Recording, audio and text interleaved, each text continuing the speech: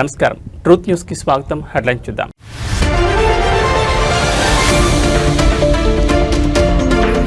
ప్రముఖ రచయిత అందెశ్రీ కన్నమూత తెలంగాణ ఉద్యమంలో తన పాటలతో కీలక పాత్ర పోషించిన అందెశ్రీ.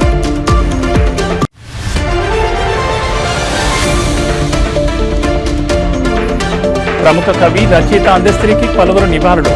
తెలుగు సాహిత్యానికి తీరని లోటని పేర్కొన్న సీఎం చంద్రబాబు.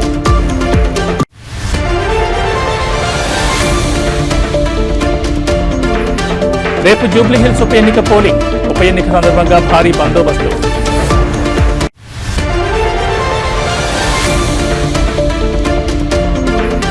డిసెంబర్ 6న డాలస్ లో పర్యటించనున్న మంత్రి నారా లోకేష్.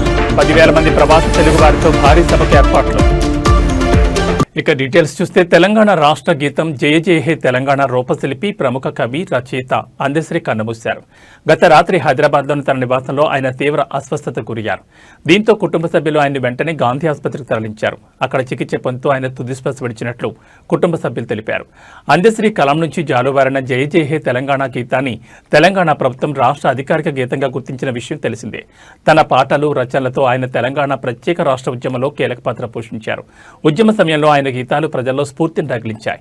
ఎటువంటి పాఠశాల విద్య అభ్యసించకుండా కేవలం తన ప్రతిభతోనే గొప్ప కవిగా అందెశ్రీ పేరు తెచ్చుకున్నారు.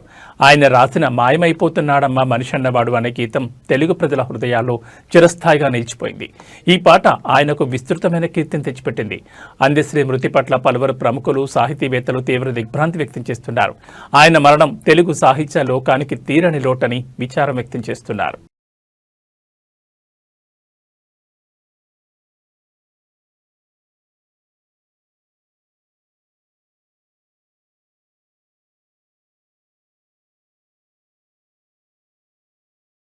ప్రముఖ కవి వాగ్గేయకారుడు తెలంగాణ రాష్ట్ర గీత రచయిత అందెశ్రీ ఆకస్మిక మృతి పట్ల ఆంధ్రప్రదేశ్ ముఖ్యమంత్రి చంద్రబాబు నాయుడు, ఉప ముఖ్యమంత్రి పవన్ కళ్యాణ్ తీవ్ర దిగ్భ్రాంతం వ్యక్తం చేశారు. ఆయన మరణం తెలుగు సాహితీ లోకానికి తీరని లోటని అభివర్ణించారు. పలువురు రాజకీయ సినీ ప్రముఖులు సోషల్ మీడియా వేదికగా అందెశ్రీకి నివాళులర్పిస్తున్నారు. ఈ సందర్భంగా ముఖ్యమంత్రి చంద్రబాబు నాయుడు ఎక్స్ వేదికగా స్పందిస్తూ ప్రముఖ కవి రచయిత తెలంగాణకు రాష్ట్ర గీతాన్ని అందించిన డాక్టర్ అందెశ్రీ మరణవాత దిగ్భ్రాంతిని కలిగించిందన్నారు. తెలుగు సాహితీ లోకానికి ఇది తీరని లోటని, ఆయన ఆత్మకు శాంతి చేకూరాలని ప్రార్థిస్తూ అందెశ్రీ కుటుంబ సభ్యులకు నా ప్రగాఢ సానుభూతిని తెలియజేస్తున్నారని తన పోస్టులో పేర్కొన్నారు.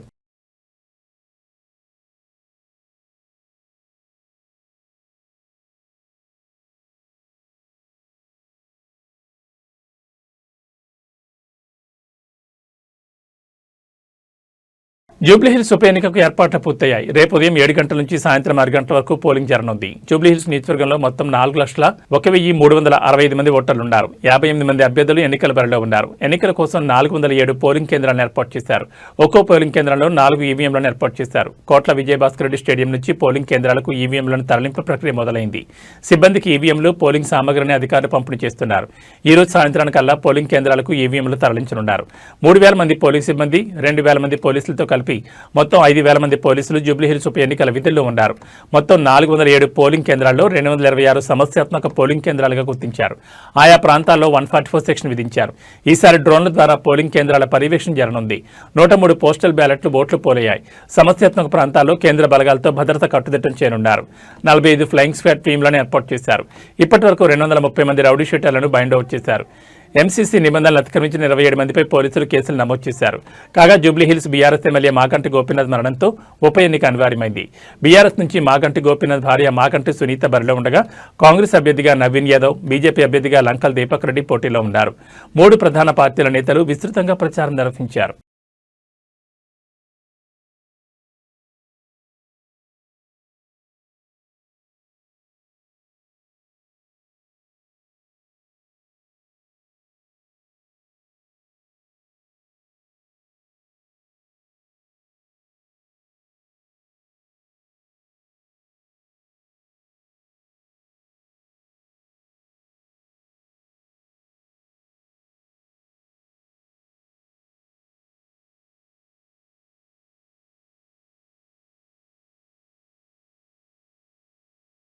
ఆంధ్రప్రదేశ్ రాష్ట్ర ఐటీ విద్యాశాఖ మంత్రి తెలుగుదేశం పార్టీ జాతీయ ప్రధాన కార్యదర్శి నారా లోకేష్ అమెరికాలో పర్యటించనున్నారు.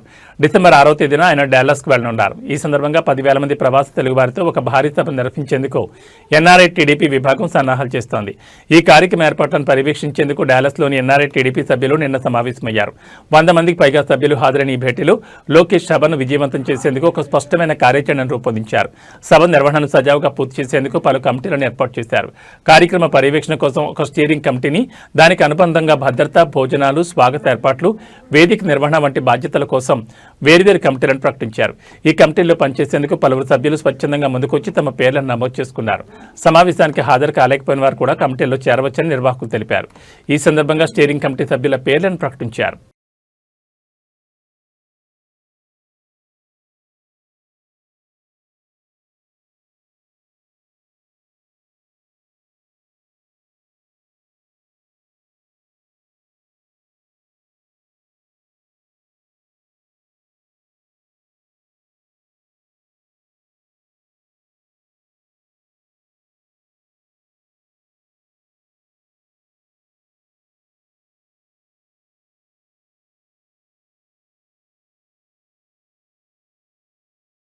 తెలంగాణ రాష్ట్రాన్ని చలి గజగజ వణికిస్తోంది. ఇప్పటికే పలు ప్రాంతాల్లో ఉష్ణోగ్రతలు సాధారణం కన్నా తక్కువగా నమోదవుతుండగా రానున్న 3 రోజులు చలి తీవ్రత మరింత పెరగనుందని హైదరాబాద్ వాతావరణ శాఖ హెచ్చరించింది.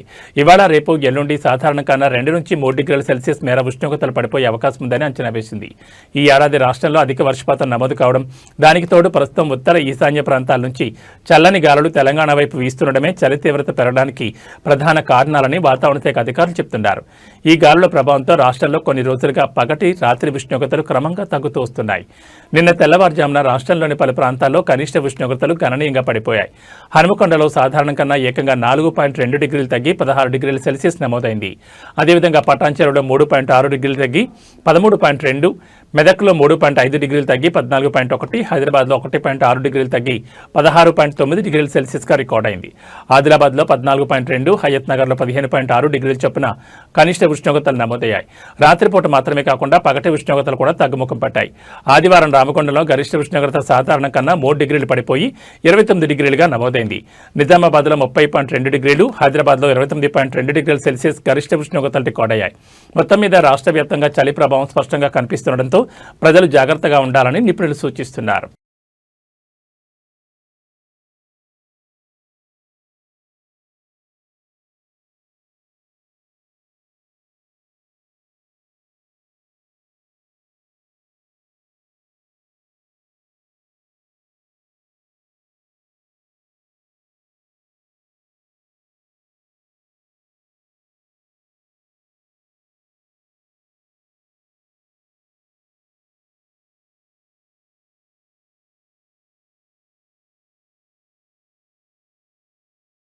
వివేకానంద నగర్ డివిజన్ పరిధిలోని ఏఎస్ రాజు నగర్ కాలనీలో జరిగిన defence civilian officers pensioners welfare association ఆధ్వర్యంలో కార్తీక మాత వనభోజన మహోత్సవం ఘనంగా నిర్వహించారు.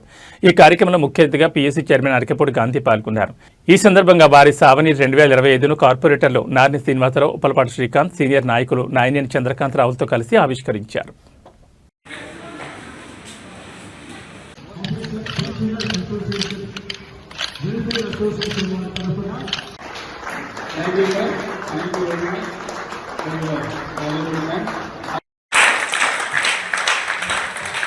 అందరికీ ఒక copy ఇవ్వవలసిందిగా.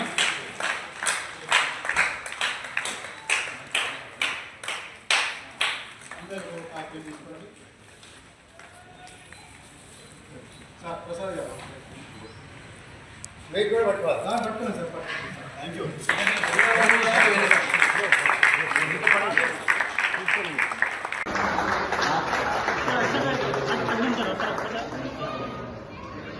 Thank you sir. Thank you very much. చాలా చాలా ధన్యవాదాలు చెప్పుకుంటున్నాము. చాలా మీరు గాంధీ గారిని, శ్రీ రాజశేఖర రెడ్డి గారు, పి ప్రసాద్ గారు, శ్రీ మురళీధర్ గారు ఇవ్వవలసిందిగా.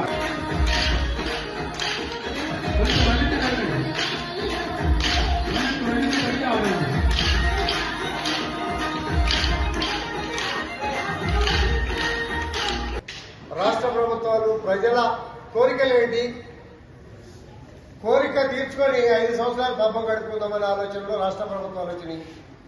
ప్రభుత్వాలన్నీ కూడా అదే బాటలో కొనసాగుతా ఉన్నాయి. నేనేం సబ్సిడీస్ ఇచ్చా ఆయన కన్నా డబల్ ఇస్తే మనం అధికారంలోకి వస్తాం. ఆర్థిక పరిస్థితులు, సంక్షేమం, ఆరోగ్యం, విద్య వీటి మీద కాన్సన్ట్రేషన్ కాదు. తాత్కాలిక అవసరాలకే ఇవాళ ప్రజలు టెంప్ట్ అవుతున్నటువంటి పరిస్థితుల్లో మరి సహజంగా తండ్రి అప్పులు చేశారు. బాధ్యత గల కుటుంబ సభ్యుడు ఏం చేశాడు? నాన్నగారు అప్పులు తీర్చాల్సిందే కదా.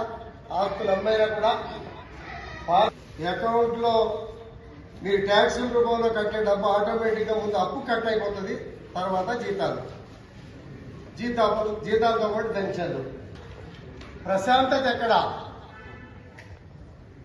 జనజీవనం క్రమశిక్షణతో, ఆరోగ్యకరమైన వాతావరణంతో, మనం నమ్ముకున్నటువంటి భవిష్యత్తులో చక్కటి విద్యాబోధన. మరి ఈ వయసులో సహజంగా చాలా మంది గురూజీలు వస్తామని. ఏలూరు జిల్లా నూజివీడ్ మండలం సీతారాంపురం గ్రామంలోని శ్రీ గౌరీ సమేత కేదారేశ్వర విజయ గణపతి ఆలయంలో కార్తీక మాస వన అన్న సమారాధన సందర్భంగా విశేషమైన భక్తి శ్రద్ధలతో ప్రత్యేక పూజలు ఘనంగా నిర్వహించారు. ఈ సందర్భంగా శ్రీ విజయ గణపతి స్వామి, శ్రీ గౌరీ సమేత కేదారేశ్వర స్వామి మరియు శ్రీ గౌరీదేవి అమ్మవారికి ప్రత్యేక అభిషేకాలు, అలంకరణలు నిర్వహించారు. భక్తులు పెద్ద సంఖ్యలో ఆలయం తరలివచ్చి స్వామివారిని భక్తి శ్రద్ధలతో దర్శించుకున్నారు. శ్రీరామ ఆంజనేయ భక్త బృందం గురువు ముసునూరు శ్రీనివాసరావు ఆధ్వర్యంలో హనుమాన్ చాలీసా ఆలపించారు. హనుమాన్ చాలీసా అనంతరం కార్తీక మాస వన అన్న సమారాధన అయ్యప్ప బృందం సీతారాంపురం గ్రామం కన్నికంటి ఉమా చౌదరి, కొల్లిపర శ్రీనివాసరావు, దోనవల్లి శ్రీనివాసరావు, పర్వతనేని రత్నాకర్ చౌదరి, జాస్తి రమేష్ బాబు, కన్నికంటి నాగభూషణం, ఆలయ చైర్మన్ మరియు ధర్మకర్త వజ్జ రంగారావు, అనురాధ, అర్చకులు రామేశ్వరపు శివ విశ్వేశ్వర శర్మ, సీతారాంపురం గ్రామ సర్పంచ్ లింగంనేని కిషోర్ మరియు సత్యవాణి పర్యవేక్షించారు.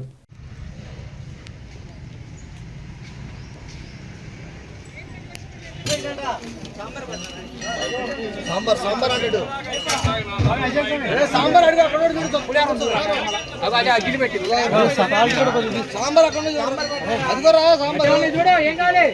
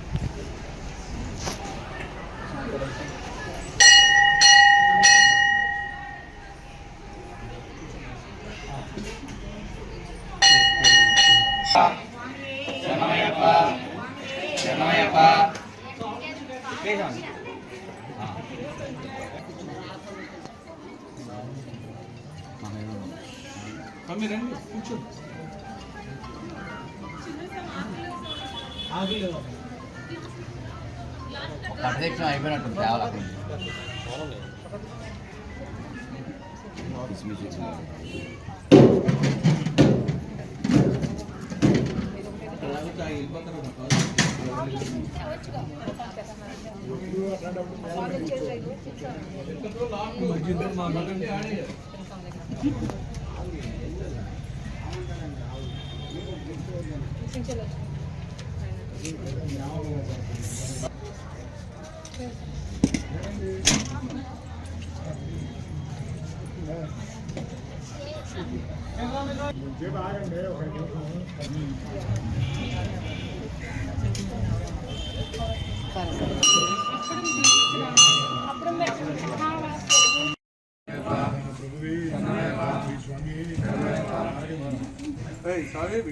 మీరు ఎడ చెబుతారు మాకు చిన్న సార్ స్పీడ్గా చెప్పండి. మీరు పక్కన ఆసనానికి అటుపక్క సోకి ఇటుపక్క సోకి వెళ్ళింది.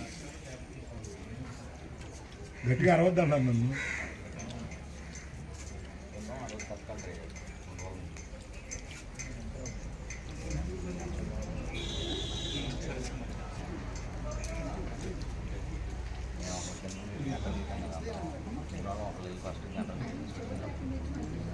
ఎవరన్నా అడిగితే ఇచ్చేస్తానంటే కొమ్మరికాయ కోసుకొచ్చేస్తాను ఆయనకి ఇప్పుడు కాదు ఎక్కడికి వెళ్ళాలి సార్ మేము ఎప్పుడు తాగలేదు మన రఘుపతి గారి మొత్తం గుమ్మడి పెట్టారుగా బూడిద గుమ్మడే 40 సెంట్లో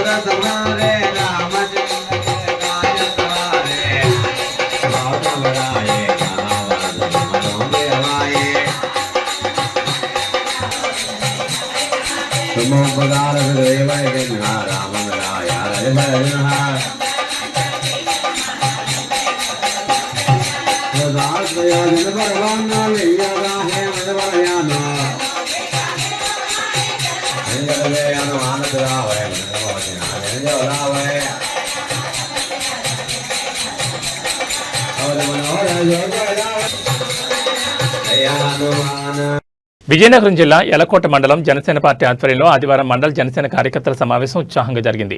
మండల జనసేన పార్టీ అధ్యక్షులు షేక్ ఫిరోజ్ నేతృత్వంలో నిర్వహించిన ఈ కార్యక్రమంలో పెద్ద సంఖ్యలో కార్యకర్తలు పాల్గొన్నారు. సమావేశంలో పార్టీ బలోపేతం, గ్రామస్థాయిలో కార్యకర్తల చైతన్యం, రానున్న రాజకీయ కార్యక్రమాలపై చర్చించారు. నాయకులు పార్టీ భావజాలాన్ని ప్రజలకు చేరవేయడంలో ప్రతి కార్యకర్త కీలక పాత్ర పోషించాలని సూచించారు. సమావేశానికి అనంతరం కార్యకర్తల ఐక్యతను ప్రతిబింబించే విధంగా పిక్నిక్ ను కూడా నిర్వహించారు. ఈ సందర్భంగా పాల్గొన్న కార్యకర్తలు పరస్పరం సౌహార్దంగా ముచ్చటిస్తూ సమయాన్ని ఆనందంగా గడిపారు. మండల కార్యకర్తలకు, నాయకులకు విందు భోజనం కలిసి చేశారు. కార్యక్రమాన్ని విజయవంతం చేసిన అన్ని కార్యకర్తలకు, నాయకులకు షేక్ ఫిరోజ్ అభినందనలు తెలియజేశారు.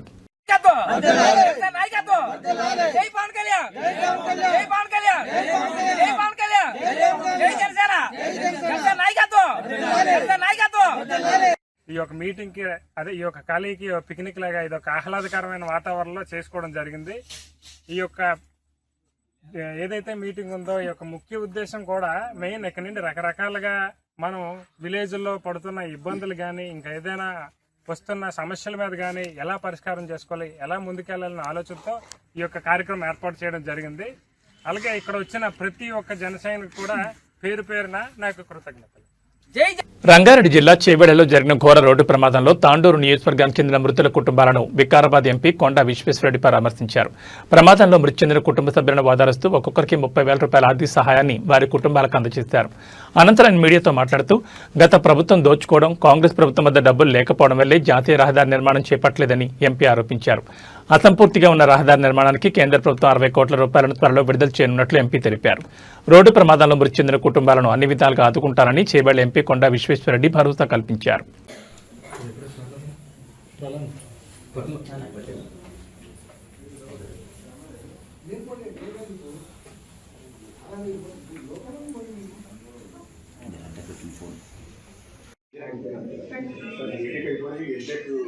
డ్యూటీ ఇవ్వడానికి అంత ప్రాసెస్ అంతా అయిపోయింది సార్. జనవరిలో ఫస్ట్ కొంచెం ఎక్కడ చేస్తారు వెళ్ళాలి, మళ్ళీ ఇంకా పిన్ని అమ్మని చూసుకోవాలి. అంతా రెడీ చేస్తారు BSc కంప్లీట్ అయ్యింది ఫస్ట్ తర్వాత MBA లోకల్ ఎమ్మెల్యే సీట్ ఇప్పించాడు సార్ లోకల్ ఎమ్మెల్యే కృష్ణ గౌడే అని బీజేపీ ఉండే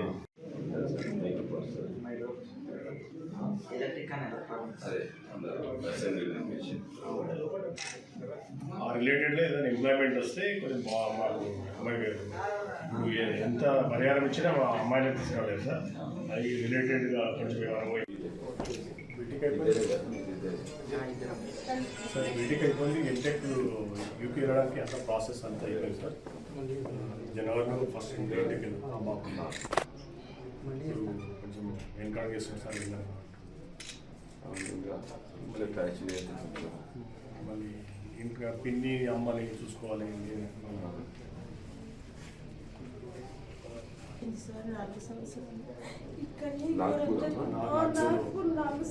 లోకల్ ఎమ్మెల్యే సీట్ ఇప్పించాడు సార్ లోకల్ ఎమ్మెల్యే కృష్ణ గౌడే అని బీజేపీ ఎమ్మెల్యే అక్కడ సీట్ ఇప్పించాడు 3 నెలలు తప్పలేదు